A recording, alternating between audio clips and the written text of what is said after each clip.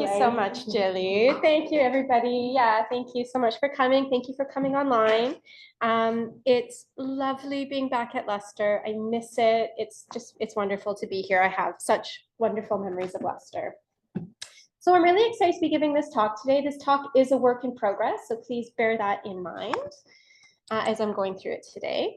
And this is a talk that I'm hoping turns into a book.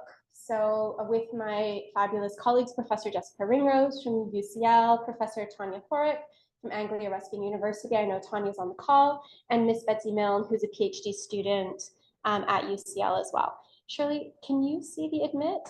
Or no, yeah? Can you, okay, so if I let you admit them, or do I have to admit them? You can do it.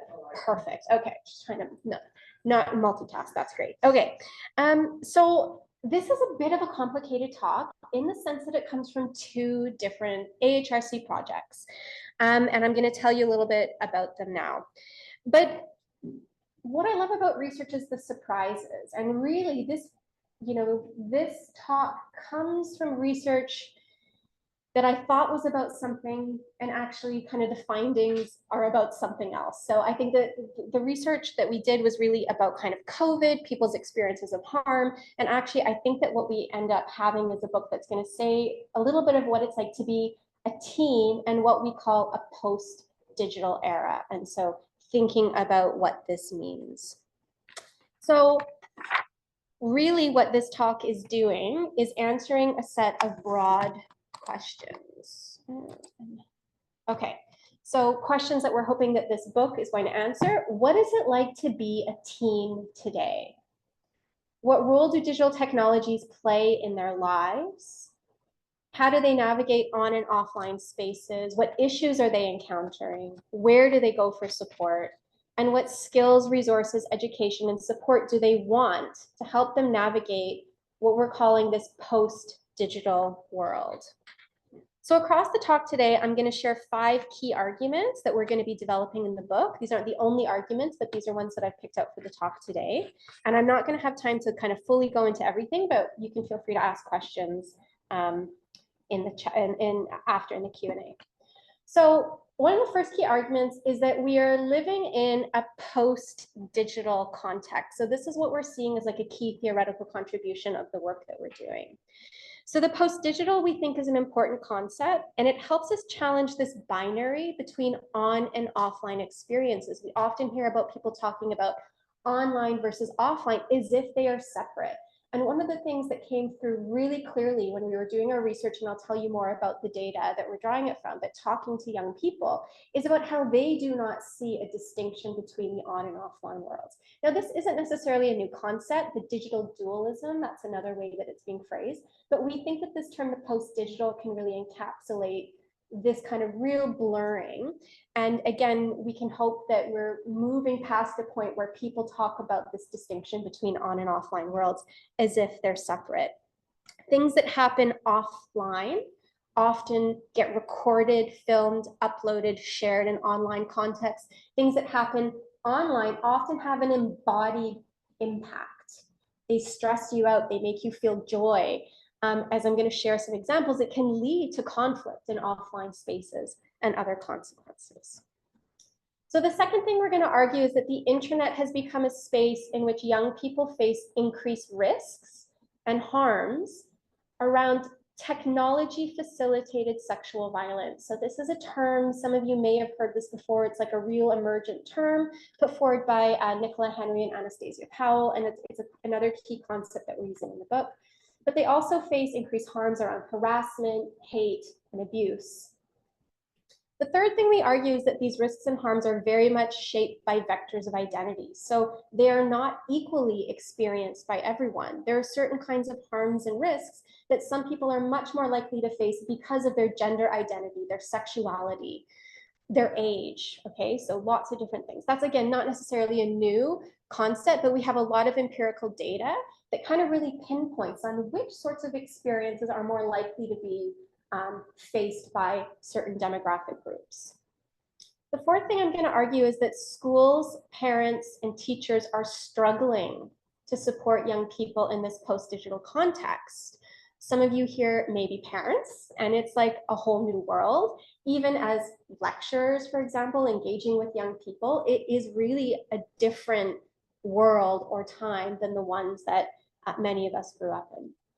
And the final thing that I'd like to end on is that we need to listen to young people and create context for listening to them, supporting them, and educating them in order to find new ways of moving forward to solve some of these kind of big challenges. Okay, so how did I get to these arguments? Well, I want to first tell you a little bit about our research and how we got there. So this talk today is underpinned by two AHRC studies. The first is one that Jessica Ringrose and I developed several years ago, many years ago. And it is a follow-on funding study that came from a previous AHRC project that we had on documenting digital feminist activism. So this is the book that we wrote called Digital Feminist Activism.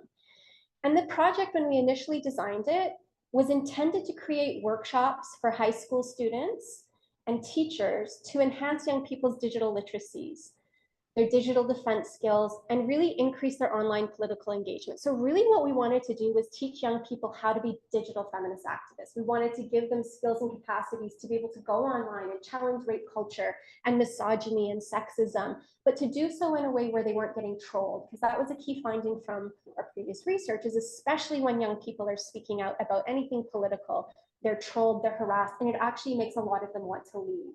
So this was initially our thinking. How can we empower them to go online and speak with a political voice without facing kind of backlash? And how can we encourage schools and teachers to support this activism? So we were awarded this funding in August 20, actually, we were awarded the funding in 2019. And then the pandemic happened. And it really scuppered our plans because the intention was to develop these workshops going into schools. And with COVID, we couldn't do that. So the COVID-19 pandemic happened, but there also became this huge explosion of the crisis of sexual violence in British schools. So just by a show of hands here, how many of you have heard of Everyone's Invited? Some of you have heard of it. So Everyone's Invited. If you have phones, you can feel free to kind of look it up now. This was an account that was started that encouraged, it basically just started with conversations amongst young people talking about their experiences in secondary school and the sexual violence that they experienced. And it was like a place to share and gather testimonies of their experiences of sexual violence in schools. So there's a website you can go on to and share your experience. And to date, there's over 50,000 testimonials, and 3,000 schools in the UK alone are implicated. They're actually named as being spaces where sexual violence has taken place.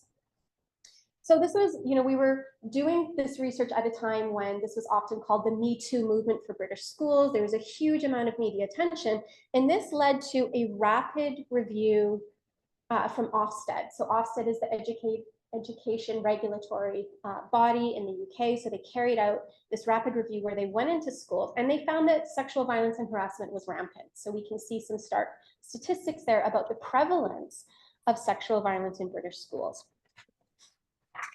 Some of you may also remember it was around the time when Sarah Everard was murdered, and there was just a lot of discussion about gender-based violence, sexual violence in British society. Okay, so this was all happening at a time when, again, we were thinking about, hang on a minute, we want to teach people to be feminists, but actually I think we need to take a step back because we need to address this issue of sexual violence. How do we do that? So we actually had an opportunity to pause because we hadn't really started very far with the study and rethink what we were going to do. Now, a few months into the pandemic, we saw a call for, funding to respond to COVID-19. So we've been hearing about this shadow pandemic of gender-based violence.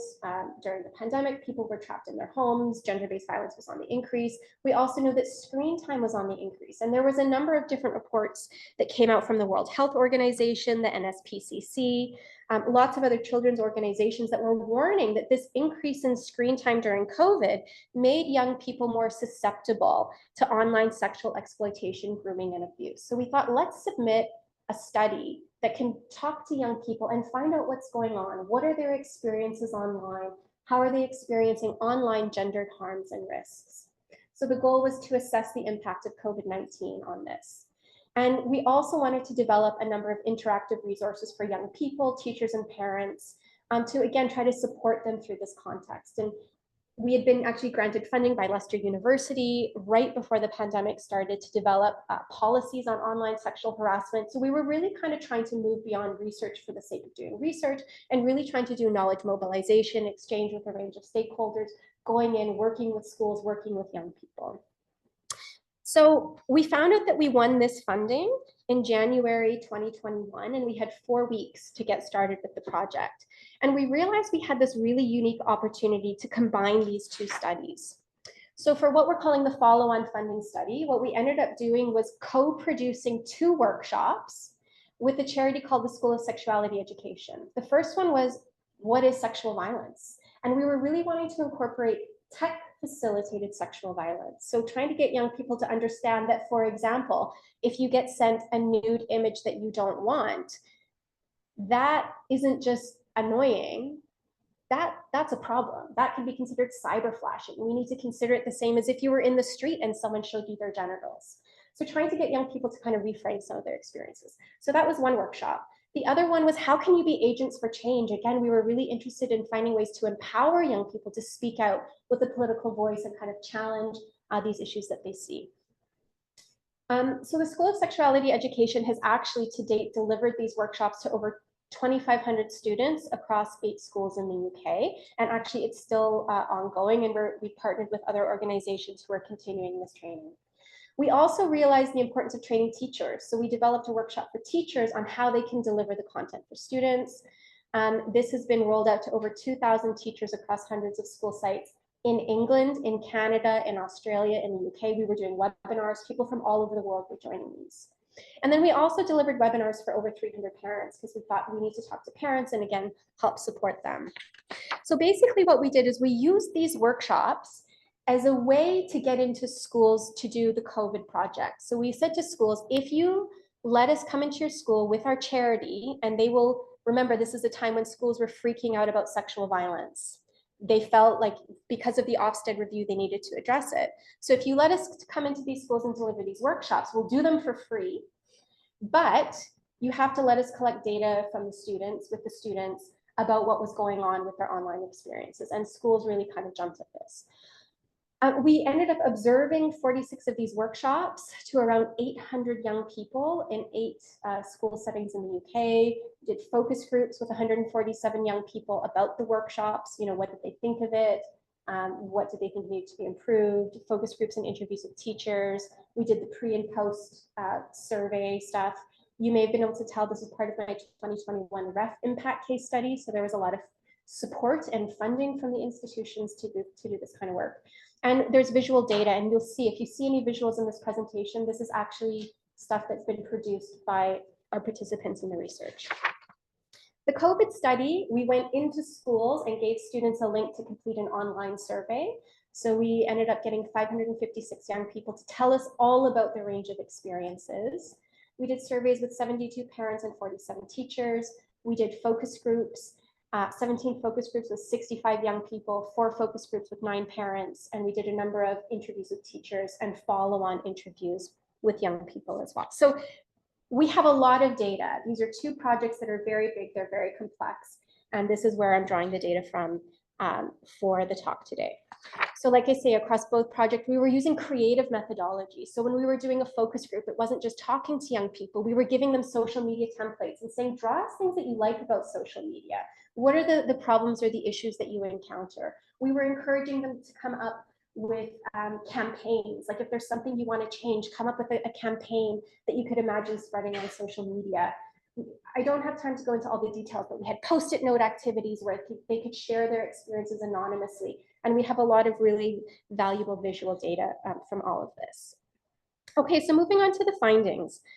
The project, the COVID project in particular, was really about studying gendered harms online. But again, one of our key arguments is about the post-digital. And again, is this a term people have heard before? I'm curious. Has anybody here heard the term post-digital? Okay. Yes. Okay, great. Okay, fabulous. So again, this idea that on and offline worlds can't be separated. And I think what we're trying to argue is that we're beyond a time in which we can think about harm as being either on or offline. This is one of the key intellectual contributions that we're really trying to make, or experiences as being on or offline.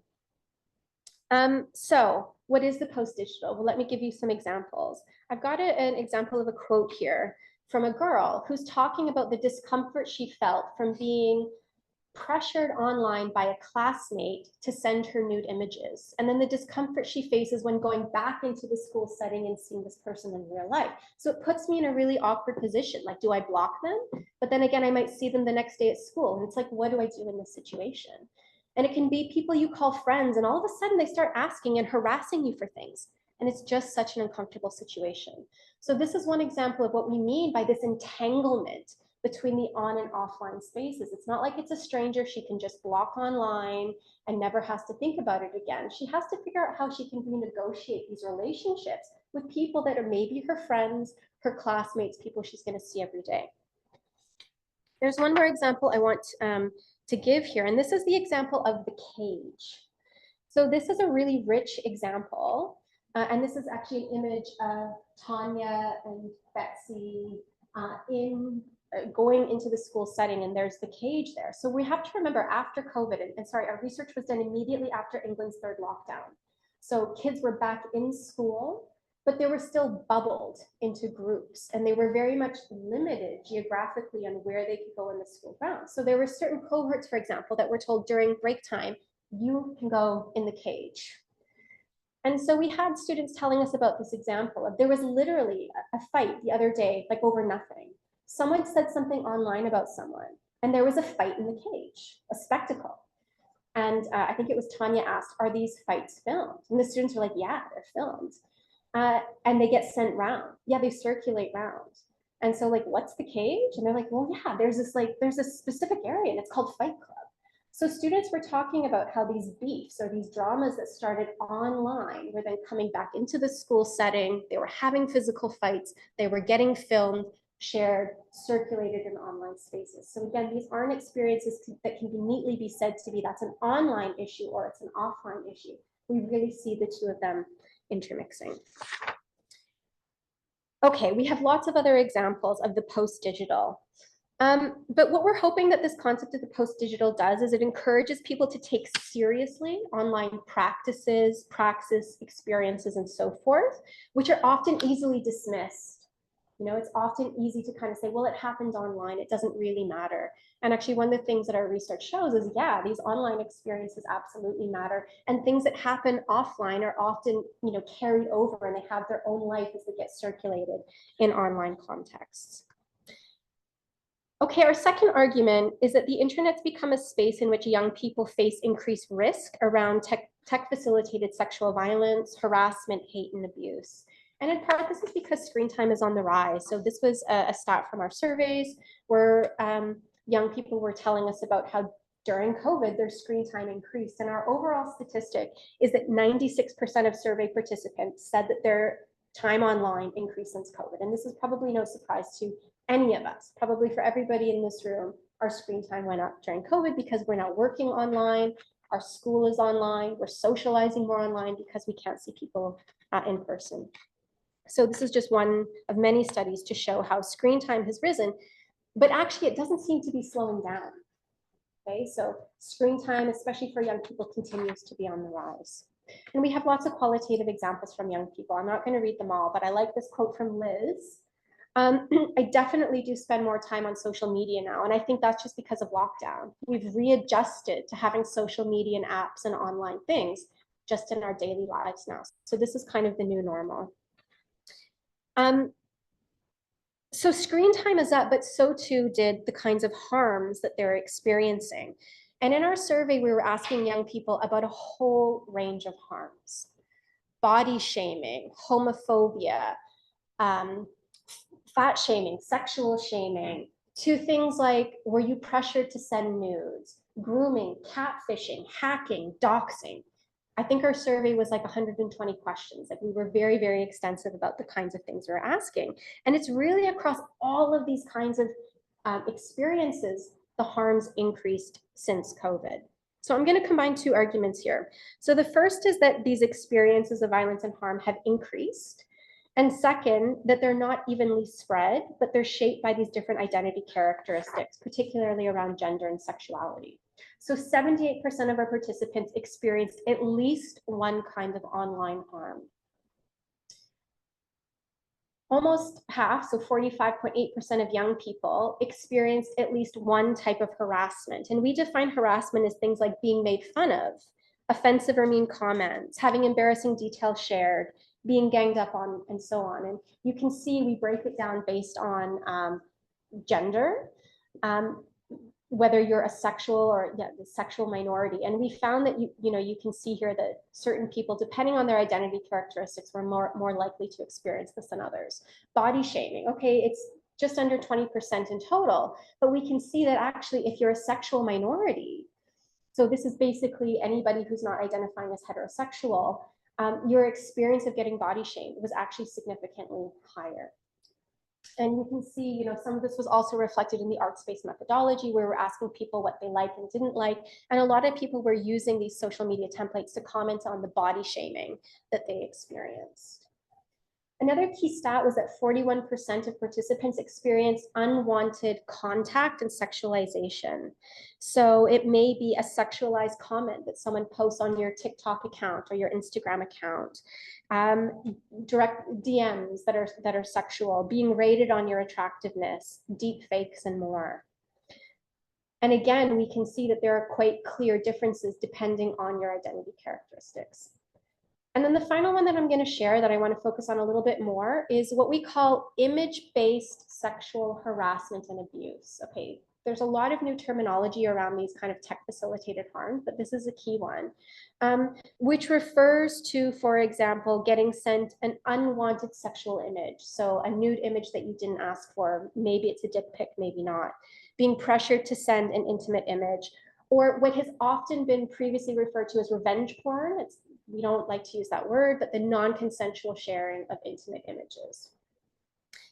40.7%, we thought that's actually very high and quite a worrying statistic.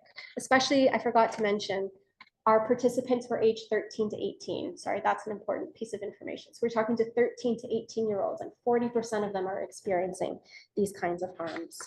So I wanted to show you a few qualitative examples of what young people told us. So we had one girl. When you're 16, it's just constantly boys adding you on Instagram, TikTok, whatever, and asking you for news.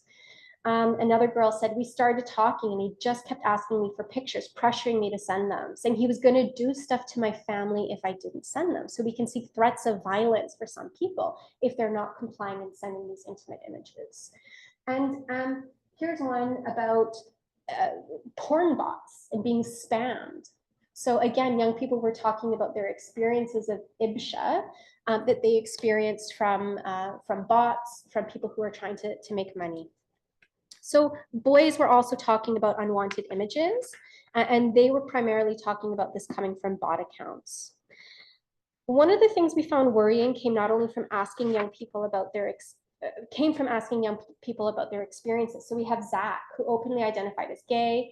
He said how he'd received unsolicited dick pics from other gay boys on Snapchat, who'd often write, "I'm curious," to show that they wanted a picture in return. So again, this dick pics being sent non-consensually is a trend amongst both heterosexual and gay peer cultures. And a few boys also did discuss receiving non-consensual images from girls, although it was mostly girls talking about it from boys. But we have one boy here who talks about getting one from a girl, like a friend of a friend, and all of a sudden this girl sends a nude picture. She immediately deletes it, claims she sent it by accident. And he told us about how he was really confused by this incident. He didn't know what to make of it. And one of the things that we need to unpack more is around the role that masculinity plays, right? So boys are supposed to be sexual. Boys are supposed to want this kind of imagery, which can actually make it hard for them to talk about it, to report it. It's seen as normalized. So how do we kind of like change the conversation and perhaps get boys to recognize these sorts of practices as harmful, where maybe girls may be slightly more likely to recognize them as inherently harmful? One of the really worrying trends from the research was about what young people do when they experience these things, and across all the kinds of harms. 68% of people who experienced at least one type of harm did nothing. And that was one of the really kind of worrying trends here, is that they're not doing anything. And when we asked them why, they gave responses like they'd rather sort it out themselves, they thought it was too much work, or they didn't think reporting would help. And we think that this is very worrying as well. Now, interestingly, boys are actually slightly more likely than any other group to do something, to report to parents, to other groups. And we found that really interesting. Gender and sexual minorities were the least likely to report to anyone. And it could be in some cases, maybe their families don't know that they're a gender or sexual minority, so they don't feel as though they're safe places that they can go to talk. It's also important to share that in many focus groups, practices that were considered harmful were just seen as normal for young people. I mentioned this earlier. It was just normal. And we can see this from the quote here. It's like what another participant was saying before. Getting dick pics is just kind of normal. So you just get used to not feeling anything about it. You just delete it and then it's gone. This was a really common sentiment where the first time they maybe received an unwanted image, it jarred them. But eventually they were just like, oh, this is just what happens if you're online. You just get sent dick pics. And there's some really great quotes about, you can kind of see the way that they're using humor to deflect, to laugh it off. Ha ha ha, I get so many, I can't even count how many dick pics I've been sent. Now, when people did report, they were most likely to report to a friend. This was 38%. Some reported to platforms, some reported to parents. Almost no one reported to the school. Our overall statistic is only 3% reported to schools. And this is also worrying because when we spoke to parents, how much confidence and faith do you have in schools? Parents think that schools are on top of this, that they're talking to their kids about tech-facilitated violence and they're preparing them for this digital world. And it's really clear that young people, and this was so clear in our qualitative research, do not want to go to schools. There was so much discussion about how they don't trust the school. The school will judge them. The school will do nothing, or the school will overreact and tell their parents. That was, sometimes it was they do nothing or they will do too much. We really kind of saw a wide range of things here. The people who reported to parents in our focus groups were students who disclosed that they had a close relationship with them. They were, relationships that they felt were already had open communication. But a lot of others believed that their parents would get mad at them, they would victim blame them, and crucially, they were worried their parents would take their devices away. And that was a really key barrier for young people not wanting to tell their parents. We also have to remember that we are in a context where most young people are told only an idiot would send a nude picture of themselves. The picture will be there forever. Your life will be ruined. These are the common messages young people are told. So if this is what you are being taught at home, at school, it is no wonder that if you experience something like image-based sexual harassment, if your image gets out there, you don't tell anybody because you're going to get victim blamed. You're the one that's going to get in trouble. And so this is something I could talk more about it later, but I think we really need to reconsider. Okay, these feelings fit. Parents and teachers, although a lot of young people felt as though parents and teachers don't care, they do care. They just don't know what to do. And this is another key finding. They are struggling. So teachers told us about how they felt that young people are more vulnerable than they've ever been before. And they think part of the risk is that most of old fuddy-duddies like me are not using Snapchat and Instagram. We don't fully understand how they work. I would say as staff, we don't fully understand what the risks are. And even we were asking teachers about their training and safeguarding, and they told us, they're not getting training on these tech-facilitated violence and harms. This isn't something they're being taught to deal with. And those who are receiving this training, only 46% of them said that their training was somewhat useful. That's really worrying again. So these are trusted adults in young people's lives that do not feel confident themselves in addressing these issues. So again, it's no wonder young people aren't going to them. It's not much better for the parents. Parents were worried about their teens' use of social media, especially around grooming, predatory adults, nude images, porn, bullying, and online harassment.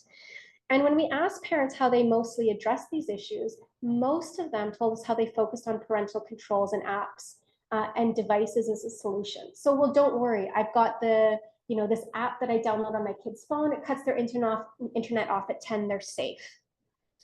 We also, in our survey, asked young people if they know how to bypass these parental controls.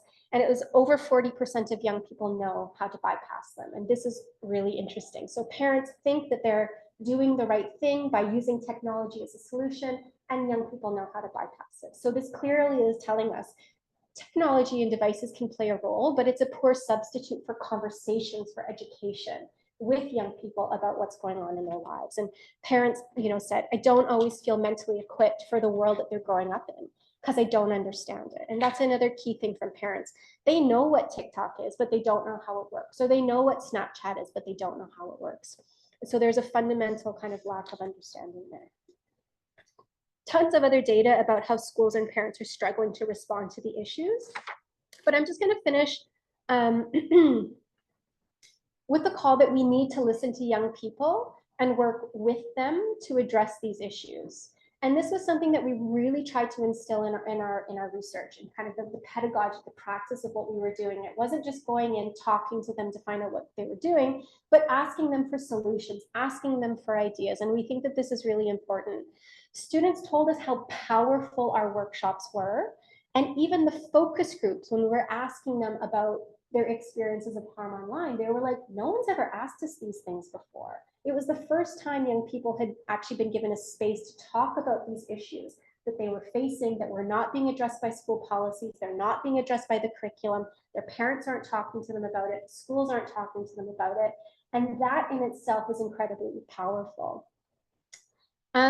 So I just want to conclude by saying young people have lots of brilliant ideas. I don't have time to go into all of them, but we do think that participatory research and grassroots co-production are really important ways of moving forward to help support young people in these post-digital futures. So the purpose of the talk isn't to scare everyone and say we have to get kids off technology. That's not the point. The point is to say technology is here, but we need to do a much better job as a society to think about how we prepare everyone, but particularly our younger generations, to navigate this post-digital world. We need to move away from messages like only an idiot would send a nude, when most people meet their partner on dating sites. Intimacies are now digital. This is the new norm. So what are the new messages that we need?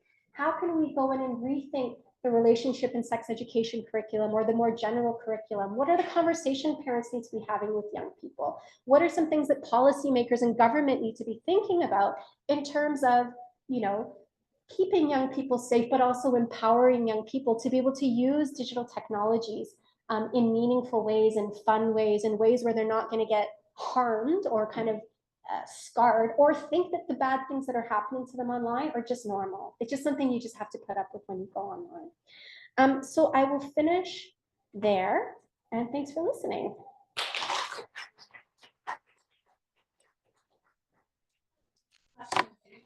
Perfect timing and really wonderful talk. And yeah, so I have questions, but I'm going to open it up to everybody here.